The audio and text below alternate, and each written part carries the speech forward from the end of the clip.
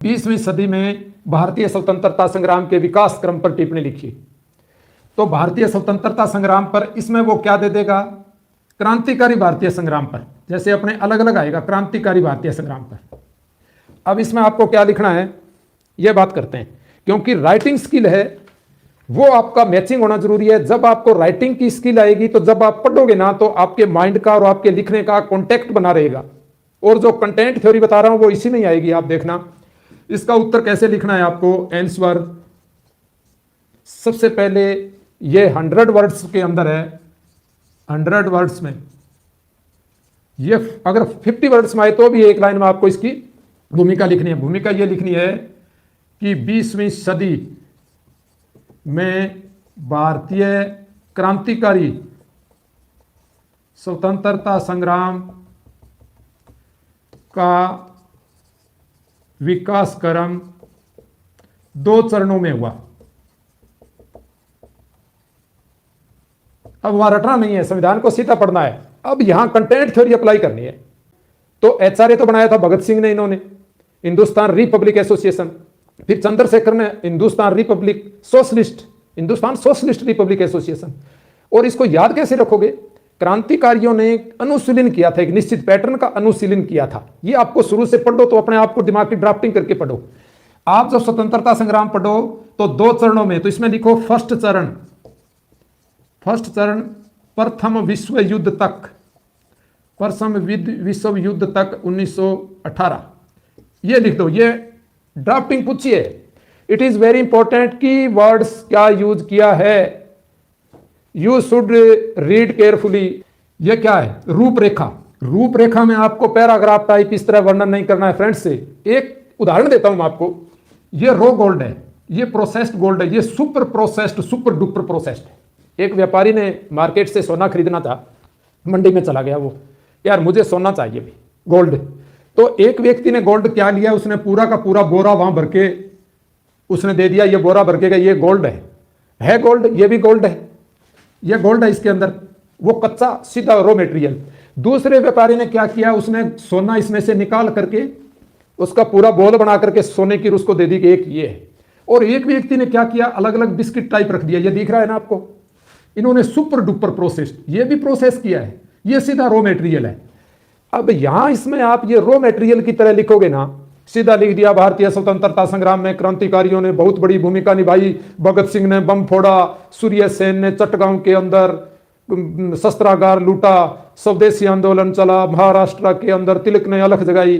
और raw material है सारो, ऐसे गाथा गानी शुरू कर दियो, ए को नहीं, वो जो की कंटेंट है ना वो इसको यहां अप्लाई करना है। अब आप सीधे लिखना शुरू कर दो इनके बारे के अंदर। चलो आप कहो भी मैं तो सीधा इनके पूरा ये फालतू की बातें नहीं लिखूंगा, लेकिन जो जरूरत है वो चीजें लिखनी है। अब यहां क्या किया इसने देखो कितने शानदार तरीके से बिस्कुट के रूप में पेश कर दिया, अलग अलग दिख रहे हैं। वो 100 ग्राम में बेचना चाहिए, काम में लेना चाहिए, इसमें से काम में ले तो बड़ी प्रॉब्लम है, कितना टूटे, ये 100-200 ग्राम के कर दिए। अब यही चीज जो सुपर डुपर प्रोसेस्ड फार्मूला है, आजकल गानो हरे नहीं, काला शीशा काली गाड़ी तेजल लिख रहा बोनट पे, बहुत मशहूर गाना है, सुनियो कभी। और तो ये चीज क्या है, तो आपको सुपर डुपर अपर लिखोगे तो आपकी 80% तक नंबर आएंगे। ये प्रथम विश्व युद्ध तक, फर्स्ट चरण में आपको क्या लिखना है, आपको ये लिखना है कि 1902 में, ये सीधा लिख देना है, ये ड्राफ्टिंग लिखनी है आपको। अनुशीलन समिति संगठन, ठीक है, ये बंगाल में, बंगाल से शुरू कर दो, बंगाल नाम लिख दो, बंगाल आगे सीधा। फिर 1902 में बंगाल में अनुशीलन समिति, अखबार लिख दो संध्या के आगे दूसरा कौन सा था, आप कहोगे युगांतर। याद कैसे रहते हैं सर, क्रांतिकारियों ने अनुशीलन किया कैसे, उन्होंने संध्या को, रात को वो बनाते थे अपनी योजना, और युगांतर मतलब युगांतर का मतलब होता है सुबह होना, एक युग का शुरू होना, आप मान सकते हैं। युगांतर मतलब सुबह से वो शुरू कर देते थे अनुशीलन करना। तो ये 2 अखबार थे, आगे लिख दो अखबार, सीधी आउटलाइन बनानी है। और फिर वहां क्या हुआ था आप ये लिखो, उसमें बंगाल में चटगांव, शस्त्रागार, ये सूर्य सेन।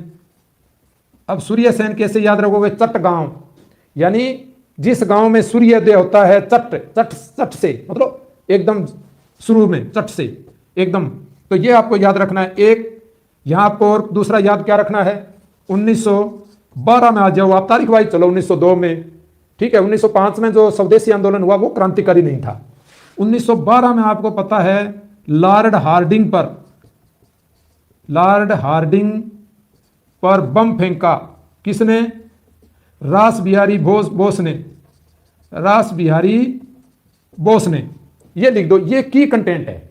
आपको सिर्फ इतना ही पता नहीं होना चाहिए 1912 में लॉर्ड हार्डिंग पर बम फेंका, रास बिहारी बोस ने फेंका, ठीक है। ये आपको ध्यान रखना है नई दिल्ली में। और ये कौन सा कांड था, नई दिल्ली षड्यंत्र केस, इसको लिख दो कांड, दिल्ली षड्यंत्र कांड, ये बंगाल के अंदर। अब दूसरा क्या लिखोगे, पंजाब। अब नीचे पंजाब में लिख करके अजीत सिंह लिख दो। पंजाब में किसने किया था ये, लाला लाजपत राय मशहूर नहीं थे, तो लाला लाजपत राय आ जाएगा, अजीत सिंह आ जाएगा, ठीक है। ये आगे अपने, अब आगे दूसरा वर्णन क्या कर दोगे, इसी तरीके से महाराष्ट्र का वर्णन कर दोगे आप। महाराष्ट्र में वहां रामोसी विद्रोह था, वो मैं पूरा आपको बताता हूं। फिर आ जाओ 3 नंबर पे महाराष्ट्र, सीधा आप ये लिख दो, महाराष्ट्र में अंग्रेजों के सताने पर क्या विद्रोह हुआ, रामोसी विद्रोह है, यह क्रांतिकारी विद्रोह था। रामोसी मतलब रामासी, 87-97 मतलब सताने पर, अंग्रेजों के सताने पर रामोसी विद्रोह है, राम आसी, इन्होंने कहा राम आसी और हमारा उद्धार करसी, ये आपको ध्यान रखना है, रामोसी।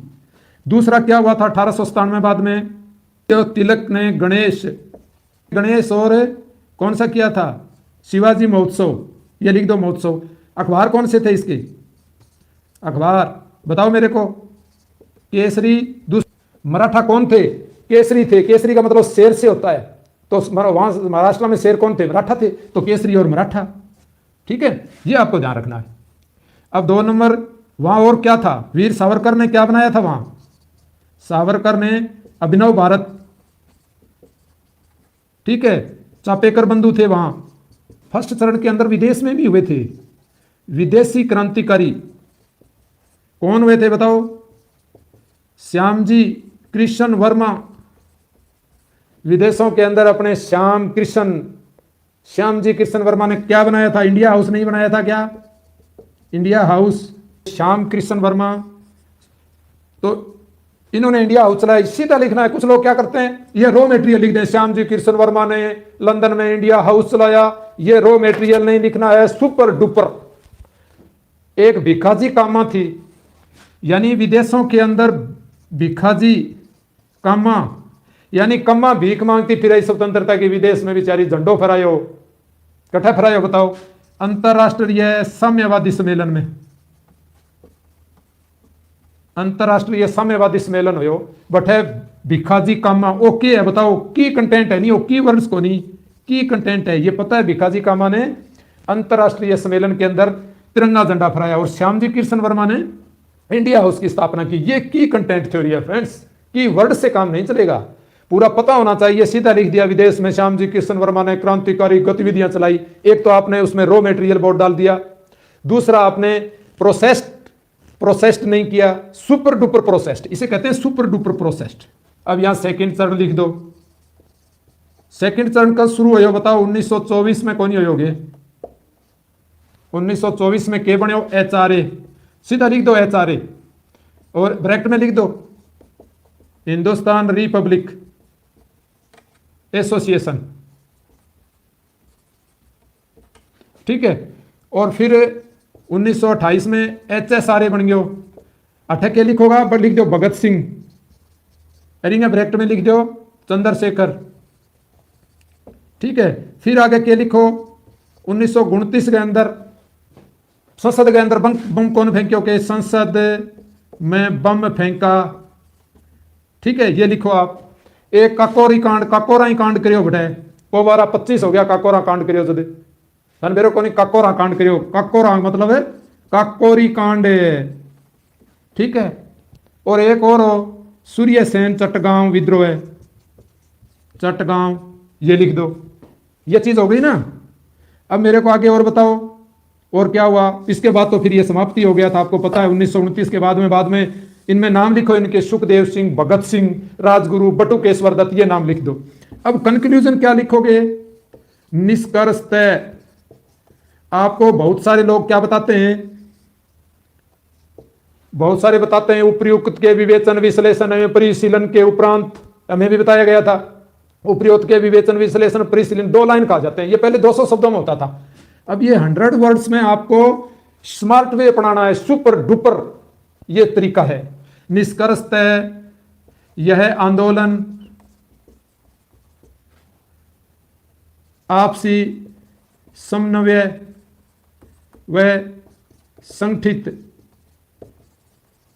विद्रोह नहीं होने से अंग्रेजों द्वारा दमन कर दिया गया, अंग्रेजों द्वारा दमन कर दिया गया, परंतु इस आंदोलन ने, यानी इस क्रांतिकारी आंदोलन ने युवाओं को स्वतंत्रता हेतु जागृत किया बलिदान के लिए, एवं पूरे देश में स्वतंत्रता के लिए सभी देशवासियों को ऊर्जस्वित और निडर बनाया, उनको प्रेरित किया, ऊर्जस्वित किया और प्रेरित किया, ऐसे लिख दो, ऊर्जस्वित व प्रेरित किया। अब इसमें आपके 10 में से 8 आए, ठीक है। तो थारे पर है कि थे बिन की तो बिन थे सीधो रॉ मेटेरियल के रूप में लिखो, प्रोसेस्ड लिखो, सुपर डुपर रूप में पेश करो, वह थारे पर है। अब बता रहा हूं जलवायु परिवर्तन पर पूछ लिया की कंटेंट कि जलवायु परिवर्तन का निबंध लिखो या 100 शब्दों में लिखो, वर्तमान विश्व में जलवायु परिवर्तन समस्या पर विवेचन कीजिए। तो थे केक होगा, थे क्वेश्चन तो आएगा आंसर में। अब थे होगा सर की कंटेंट क्या है? की कंटेंट बताता हूं, ये की कंटेंट है। की कंटेंट कौन सा है? सबसे पहले क्या है? जलवायु परिवर्तन की परिभाषा लिखो। सबसे पहले आप लिखो प्रश्न में जलवायु परिवर्तन की परिभाषा लिखो। अब आप कहोगे सर हमने तो भूगोल पढ़ा ही नहीं। यार एक आरएस के स्टूडेंट्स को इसकी परिभाषा पढ़ने की जरूरत है क्या? ये बताओ मेरे को आप। मैं थोड़ा सा इसको सेट कर देता हूं। आपको जलवायु परिवर्तन की परिभाषा पढ़ने की जरूरत है क्या? जलवायु किसे कहते हैं? एक दीर्घकालीन मौसमी दशाओं को, और उन दीर्घकालीन मौसमी दशाओं के अंदर जो परिवर्तन होता है इसको क्या बोलेंगे? जलवायु परिवर्तन। यह परिभाषा आ गई। अब दूसरा क्या है? कारण। अपने सारे जलवायु परिवर्तन के कारण मानव जनित लिखते हैं, लेकिन मानव जनित नहीं होते हैं, प्राकृतिक कारण लिखो आप, प्राकृतिक कारण। दूसरा कौन सा है? मानवीय कारण, ये लिखो। और प्राकृतिक कारण के कंटेंट कौन से लिखोगे? पहला आप क्या लिखोगे? सौर्य धब्बा सिद्धांत, सौर्य कलंक सिद्धांत है। आप कहोगे सर ये जरूरी है कि बिल्कुल आप जब पढ़ो तो ये कंटेंट ले आओ आपके उत्तर में जान डालने के लिए। सूर्य कलंक, सूर्य के अंदर धब्बे, जब सूर्य के अंदर धब्बे, बहुत ज्यादा धब्बे होते हैं तो फिर क्या होगा? पृथ्वी पर ठंडा मौसम आर्द्र रहेगा, और जब धब्बों की संख्या घट जाएगी तो क्या होगा? सूर्य ज्यादा गर्मी फेंकेगा। धब्बे का मतलब क्या होता है? वहां सूर्य कलंक जिसको बोलते हैं, स्पॉट जिसको बोलते हैं, सोलर स्पॉट, उससे सूर्य कम आग उगलेगा। तो इससे क्या होगा? ये सूर्य कलंक सिद्धांत लिखो, सूर्य कलंक सिद्धांत, ठीक है। और दूसरा क्या लिखोगे? दूसरा लिखो आप महाद्वीपीय विस्थापन सिद्धांत वैगनर का, क्योंकि जो विस्थापन हुआ है पेंजिया से, जो अलग अलग जो भाग बने हैं आपको पता है, वो आपको लिख देना है। एक तीसरा सिद्धांत और है, मिलेंकोविच का सिद्धांत, मिलेंकोविच का सिद्धांत। पृथ्वी का जो अपने अक्ष पर झुका रहना वो मिलेंकोविच का सिद्धांत है। और दूसरा ये याद ना रहे तो आप कौन सा लिखोगे? बताओ, सीधा सरल है, ज्वालामुखी सिद्धांत, ज्वालामुखी विस्फोट। ज्वालामुखी विस्फोट से उस क्षेत्र के अंदर धूल मिट्टी आसमान में छा जाती है। आपको पता है पिन्ना टोबा ज्वालामुखी पिछले दिनों फटी थी, फ्यूजियामा है, स्ट्राम्बोली है, ये जैसे भारत के अंदर नारकोंडम है, ये आपको पता है अंडमान में, और निकोबार के अंदर बैरन है, ये ज्वालामुखी है। तो इनसे भी बहुत बड़ा असर पड़ता है, सूर्य ताप पृथ्वी पर नहीं पहुंच पाता है, ये भी आपको पता है। ये तो हो गए इसके प्राकृतिक कारण। मानव जनित आप सभी जानते ही हो, वृक्षों को काटना, पशुचारण, जीवाश्म ईंधन का प्रयोग, कोयला, ठीक है, विस्फोट, परमाणु विस्फोट, ये बहुत सारा वायु प्रदूषण के अंदर जो अपने ये केमिकल यूज करते हैं, जल और वायु तीनों प्रदूषण लिख दो उसमें, ये सारे मानव जनित हो गए, ठीक है। अब आपको ये लिखने के बाद इसके बारे में आपको क्या लिखना है बताओ? इसके बाद में आपको लिखना है इसके प्रभाव प्रभाव में क्या आएगा बताओ? Green house effect. Green house effect, अब ग्रीन हाउस इफेक्ट के बारे में आपसे पूछ लिया जाए कि ग्रीन हाउस इफेक्ट पृथ्वी के लिए लाभकारी भी है और नुकसानदायक है, टिप्पणी लिखो। लाभकारी तो इसलिए है कि ये ग्रीन हाउस इफेक्ट ना हो तो पृथ्वी एक ठंडा और मृत ग्रह बन के रह जाएगा, एकदम शीत ग्रह, क्योंकि ये पृथ्वी पर गर्मी को बनाए रखता है। अवरक्त जो विकिरण है अल्ट्रा रेड, उनको वो बाहर नहीं जाने देता है, तो सूर्य की जो गर्मी है उसको रोकता नहीं है, उसकी जो अवरक्त विकिरण है उनको रोकता है, पृथ्वी पर गर्मी बनाए रखता है। लेकिन ये नुकसानदायक कब होता है? जब कार्बन डाइऑक्साइड है, मेथेन है, जलवाष्प है, ये जो गैस है, नाइट्रस ऑक्साइड है, हाइड्रोजन पेरोक्साइड है, ये चीजें क्या करते हैं? ये पृथ्वी पर बहुत ज्यादा गर्मी को बनाए रखती हैं, बाहर नहीं जाने देती हैं, तो वो ग्रीन हाउस बन जाता है, ज्यादा तापमान बढ़ जाता है। इसलिए इसको ग्लोबल वार्मिंग लिखो। ग्लोबल वार्मिंग, ये पृथ्वी पर जो गर्मी बढ़ रही है इनकी वजह से, ग्रीन हाउस इफेक्ट से जो गर्मी हो रही है इसको ग्लोबल वार्मिंग बोलते हैं। इसमें आप क्या डालोगे? इसमें आप लिखोगे कि जो प्रयास किए जा रहे हैं वो लिखो, कोप सम्मेलन लिखो, क्योटो प्रोटोकॉल लिखो, कार्टाजेना प्रोटोकॉल लिखो, मॉन्ट्रियल प्रोटोकॉल लिखो, ये सारी चीजें की कंटेंट है, तब आपके उत्तर में जान होगी। तो ये कंप्लीट हो गया। आंसर राइटिंग प्रैक्टिस करनी है सबसे ज्यादा। ये जो मैंने बताया ना, किस प्रकार अपने उत्तर को सुपर डुपर प्रोसेस्ड करके लिखें। कंटेंट, जो भी कंटेंट याद है आपको, जैसे मैंने बताया ये सारे प्रोटोकॉल, जिस तरह अलग अलग मैंने जो क्रांतिकारी आंदोलन के अंदर जो विभिन्न कंटेंट आपको याद है, ठीक है, की पॉइंट्स नहीं, की कंटेंट, वो आप किस प्रकार ऐड करें, ये प्रैक्टिस आप करें, ठीक है। तो आपको तो अब कोशिश जारी रखनी है। जिन अंधेरों ने मुझे डराने की कोशिश की, उन अंधेरों का अंत मैंने खुद को दीपक बनाकर किया। तो खुद को प्रदीप्त बनाना है। कुछ रहे ना रहे तेरी मोहब्बत का सहारा रहे, कुछ रहे ना रहे तेरी मोहब्बत का सहारा रहे, प्यार में डूबा हमेशा ये दिल हमारा रहे।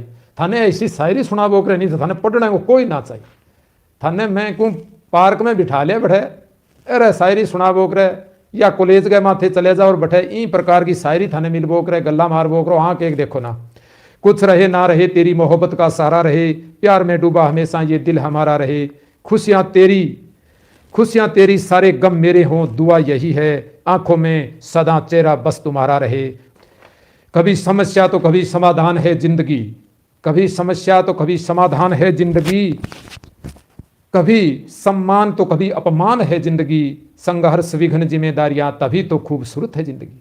संघर्ष, हम भी परिंदों की तरह एक दिन उड़ेंगे, लड़ना पड़े अगर रातों से तो लड़ेंगे, एक बार में नहीं कर पाए अगर मुकाम हासिल, तो दोबारा उससे भी ज्यादा मेहनत से हम पढ़ेंगे।